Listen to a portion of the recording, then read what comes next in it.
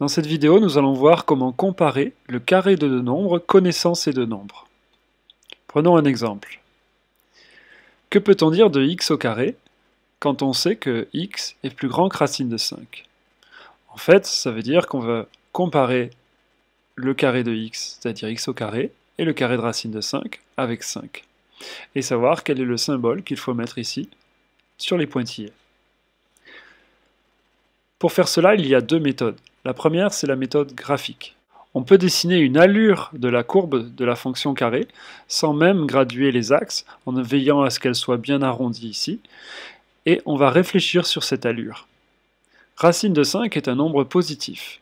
C'est une valeur de x puisqu'on compare x et racine de 5. Il se situe donc ici, sur l'axe des abscisses. On peut représenter son image à l'aide de pointillés et compléter ici l'image de racine de 5, c'est 5. Ensuite, il faut réfléchir où se situe x par rapport à racine de 5. X est plus grand que racine de 5, donc x se situe sur la partie que je vais colorier en rouge jusqu'à plus l'infini. La valeur de x, on ne la connaît pas, mais elle se situe forcément de ce côté-ci. X est strictement plus grand que racine de 5, donc le crochet ici est ouvert. On peut en déduire que quand x se balade dans cet intervalle racine de 5 plus l'infini, le point de la courbe parcourue sont ceux-ci, avec toujours le même crochet ouvert. Cela correspond donc sur l'axe des ordonnées à des images qui sont au-dessus de 5. L'image de x au carré se situant à peu près ici pour le x que j'ai représenté. Qu'est-ce qu'on en déduit sur la position de x au carré par rapport à 5? C'est que x au carré est plus grand que 5. Il reste à conclure par une phrase réponse. Le graphique est ici la justification. Il existe également une deuxième méthode pour comparer le carré de deux nombres.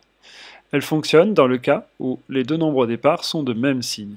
Ici, x est plus grand que racine de 5, donc x est plus grand que 0.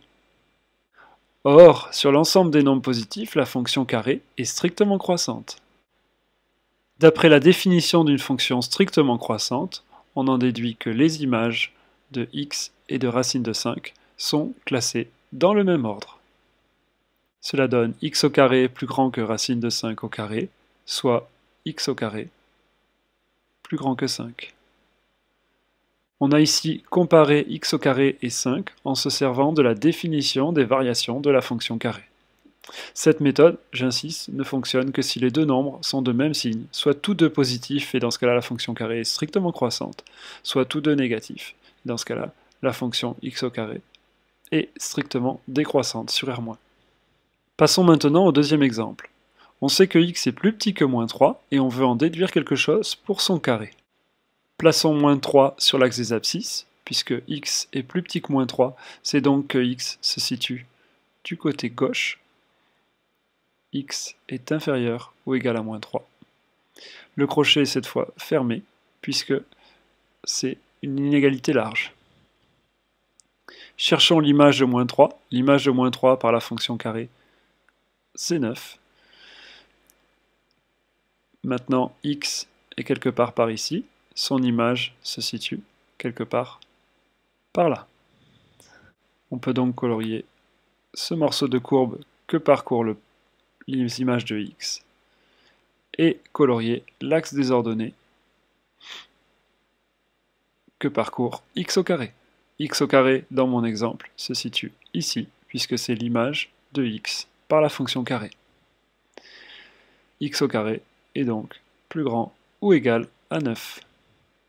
On peut donc conclure via une phrase réponse. L'allure de la fonction carré est dessinée ici et ainsi complétée, et la justification de votre conclusion. Passons maintenant à la méthode en utilisant les variations de la fonction carré.